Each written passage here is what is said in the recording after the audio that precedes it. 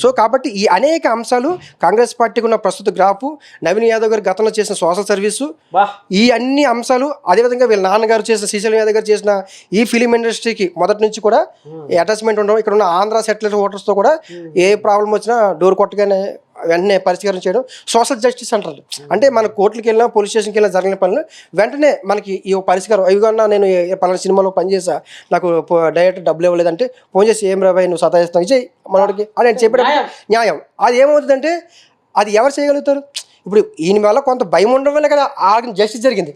So ఇదంతా కూడా ఒక పి జగన్ రెడ్డి గారితో పనిచేశారు కాబట్టి ఈ ట్రేడ్ యూనియన్ నాయకులు, కార్మిక నాయకులు, అప్పుడు పనిచేసిన వ్యవస్థలు, ఆ టైప్ ఆఫ్ మైండ్ సెట్ ఉన్న వాళ్ళు ఆ రకమైన ఐడియాలజీతో వెళ్తారు. అంతా శ్రీశైలం యాదవ్ గారు ఆ టైపు మైండ్ సెట్, అంటే అప్పుడున్న వ్యవస్థలకు అనుగుణంగా ఆయన ఈ రకమైన మూవ్మెంట్లో ఉండగలిగారు తప్ప, అంతేగాని అతను ఎవరో పేదవాళ్ళని దోచుకొని ఇలా చేసిన వర్షం ఎక్కడ కనిపించలేదు. నేను పబ్లిక్ బయటకి వెళ్ళినప్పుడు ఈ ముస్లిం వాళ్ళు కూడా చాలామంది అయితే పురాణక బాత్ నై బోల్నా అభి నయా జనరేషన్ చల్రా ఉస్కా బచ్చే भी పాలిటిక్స్ మేరా ఓ भी బాత్ బోలా అన్నారు. అంటే అది కూడా నేను ముస్లిం వాళ్ళని కూడా అడుగుతూ అదే చెప్పారు, పాత జమానా అయిపోయింది, మీరు ఎప్పుడో జమానా మాట్లాడుతూ ఇప్పుడు మాట్లాడదని. సో వీళ్ళ నాన్నగారిని కూడా చూపించి చెప్పే వ్యాఖ్యలు కూడా నేను ఖండించా. ఇప్పుడు మనం పెళ్లి సంబంధం చూడడానికి తండ్రి గారి నుంచి ఒక అబ్బాయిని చూడడానికి వెళ్తాం.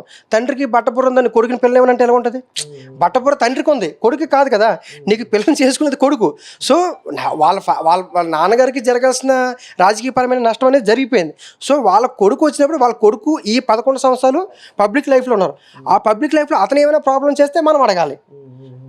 ఇలా అనేక అంశాలు ఇప్పుడున్న ఈరోజు 24 కాబట్టి ఇప్పటి వరకు నవీన్ యాదవ్ గారికి, కాంగ్రెస్ పార్టీకి పూర్తిగా గ్రాఫ్ ఉంది.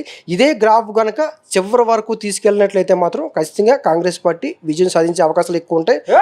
నవీన్ యాదవ్ గారు కూడా గెలిచే అవకాశాలు ఎక్కువ ఉన్నాయి. నవీన్ యాదవ్ గారు గెలిచే అవకాశం కొడుతుంది నీకు, అది నేను ఇంకో 2-3 రోజులు చెప్తా. అంచనా వేయడం ఒకటి. ఇప్పుడు 2 వీక్స్ ముందే నేను చెప్పా, నువ్వు 2 వీక్స్ ముందే నవీన్ యాదవ్ గారు సీట్ రాకముందే 2 వీక్స్ ముందు చెప్పా నవీన్ యాదవ్ గారికి ఇస్తారు, ఇంక వేరే వ్యక్తికి ఎవరు ఎందుకు అని అడిగినప్పుడు కూడా దానికి వివరించాను. అలాగే ఇప్పుడు గెలుపు అని చెప్పాను, ఎందుకు గెలిచిన తర్వాత కూడా ఎందుకు గెలిచారని కూడా చెప్తాను. సో అనేక అంశాలు చూపిస్తాం కాబట్టి మేము ఇంకో 2-3 రోజులు కష్టపడి ఇంకా గ్రౌండ్ రిపోర్ట్ తీసుకొని ఎంతవరకు వచ్చే అవకాశం ఉందని కూడా నేను మీకు చెప్పే ప్రయత్నం చేస్తాను.